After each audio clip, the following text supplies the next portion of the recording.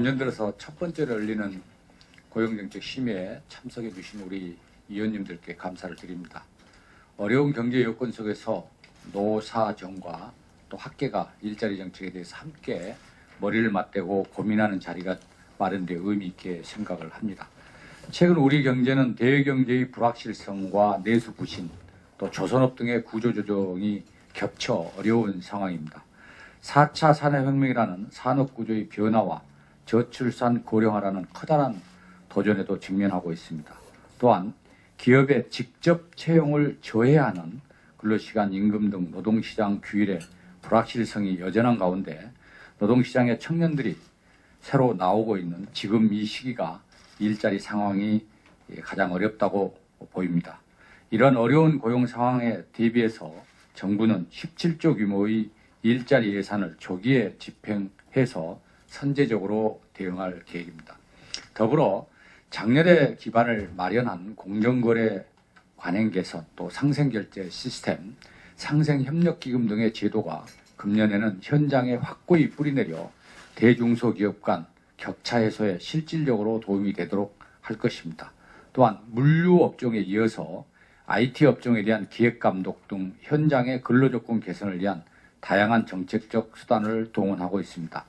오늘 고용정책 심의에서 논의되는 안건들은 현재 노동시장의 위기를 완화하고 일자리의 안정을 위해 마련되었습니다. 어려운 노동시장 상황 속에서 일자리를 최대한 유지하고 불가피하게 발생하는 실직자에 대해서는 생계와 재취업 지원을 강화하고자 합니다.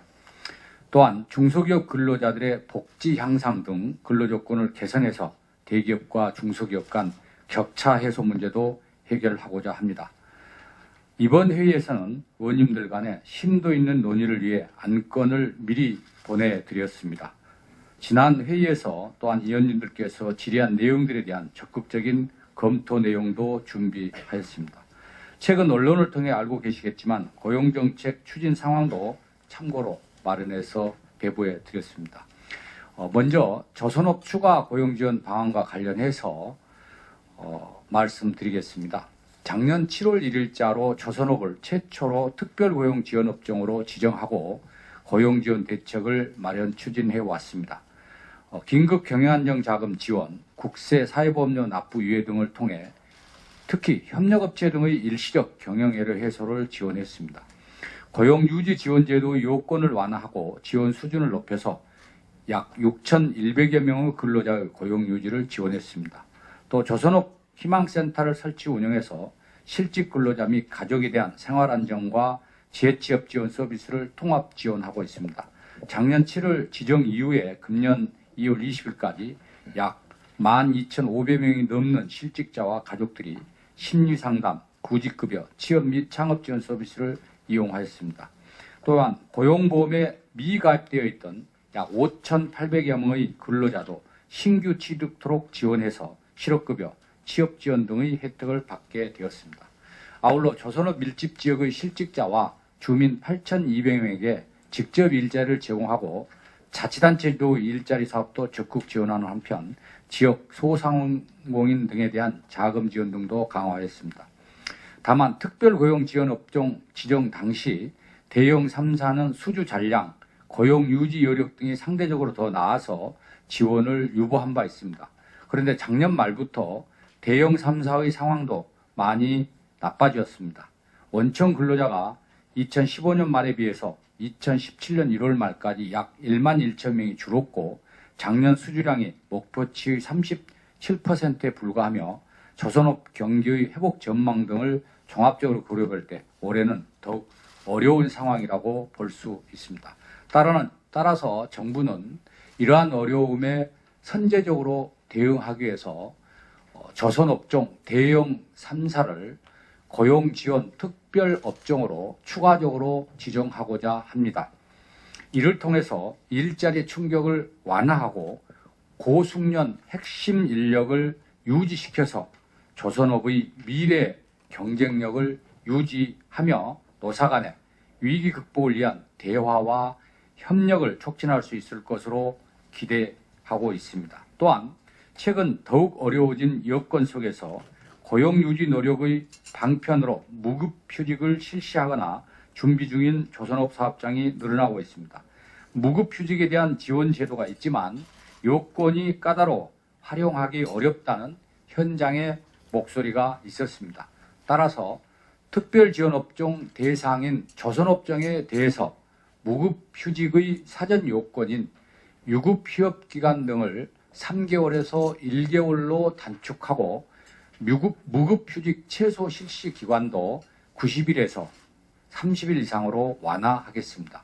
지원 요건을 완화함으로써 기업이 근로자를 퇴직시키기보다는 무급휴직을 통해 최대한 고용을 유지토록 하고 휴직 근로자의 생계 어려움도 지원하고자 합니다. 끝으로 유장수 교수님께서 직접 현장 실사도 다녀오셨으니 보고 때 현장의 목소리를 생생히 전달해 주시기 바랍니다. 이 사안 고용정책 심의 의결이 필요한 만큼 의원님들의 고견과 협조를 당부드립니다.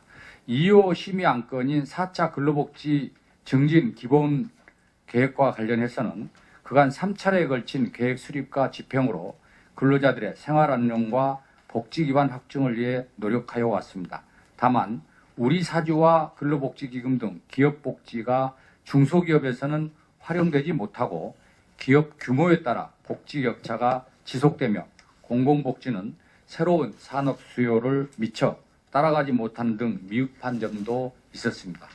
글로벌 경제의 저성장 기조와 경기 침체로 인해 근로복지가 위축될 우려가 있으나 장기적인 관점에서 근로복지는 생산성 향상을 위한 투자이므로 지속 확대해야 할 것입니다.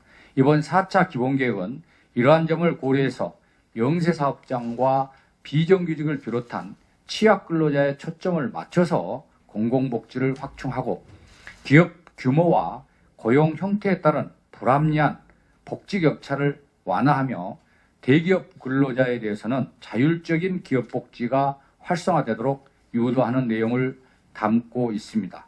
아울러 새로운 산업 수요 및 지역 특성에 맞는 사업의 발굴 지원을 기본 방향으로 설정하였습니다.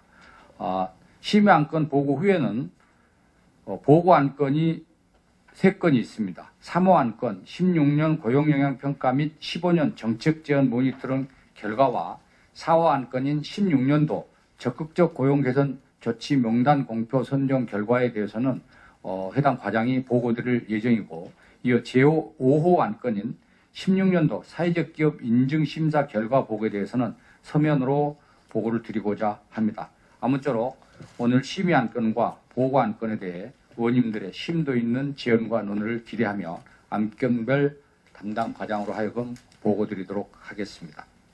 감사합니다.